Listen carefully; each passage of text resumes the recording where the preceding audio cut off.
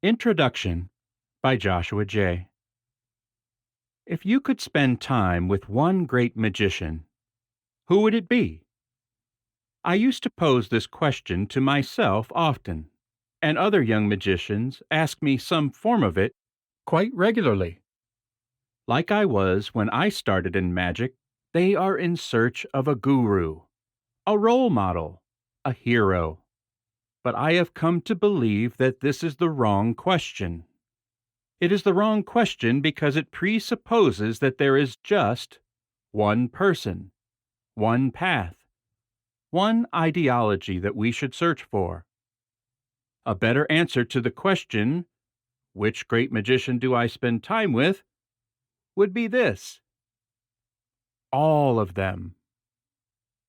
What if you could learn from all the greatest magicians, alive and dead? You can, of course, through their writings. But this is not as simple, to the student, as it seems.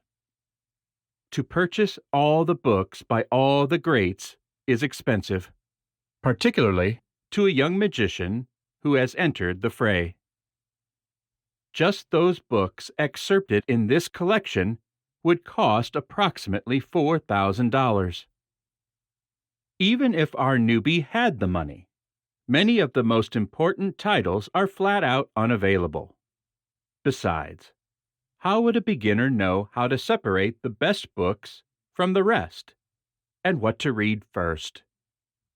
Some have argued to me that the student's migration from tricks to books is a process, and that finding the diamonds amidst the coal is part of the initiation.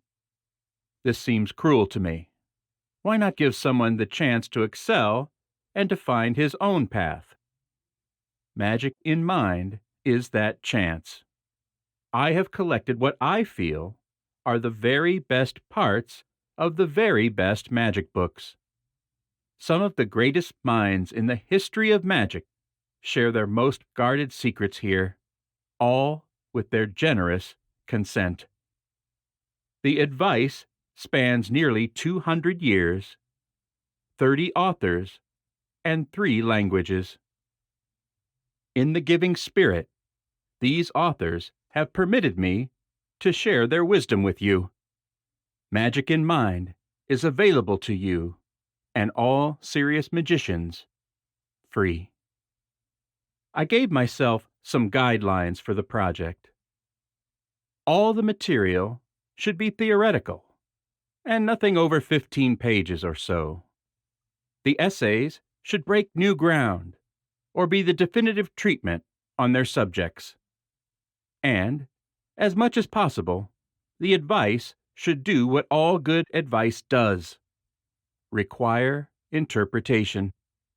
Whether you're young or old, beginner or expert, illusionist or mentalist, you should find meaning in these pages. Another piece of advice: don't rush this experience. Pause, reflect, consider. Each essay is rich with ideas, but to get the full effect from each one, look up once in a while and think about how these abstract ideas can be applied to your work. You will, no doubt, disagree with some of my inclusions and exclusions. That's okay with me. Many magic authors make persuasive arguments, but many of them unwittingly make the same arguments already made by, and better than, their predecessors. The book is organized by theme into 10 chapters. In much the same way works of art in an exhibition play off one another to illuminate a theme, I have attempted to make essays, old and new, play off each other in contrasting and unexpected ways. I have at several points chosen opposing viewpoints on the same topic. You choose your own fate. It is not particularly important to me whether or not you agree with this essay or that magician. Only that every single essay makes you consider a viewpoint you had not, or that it helps you see something in a new way. I encourage you to seek out the works of those magicians whose thoughts resonate with you. Many of these articles were written in a different era, directed to a different audience. Some you will like, some you will hate. Warren Buffett spoke to this when he said, "Tell me who your heroes are, and I'll tell you what kind of person you will become."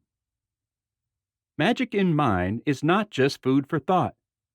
The opinions you form during this experience will shape the magician you become. Good luck. Joshua J., New York City, 2013.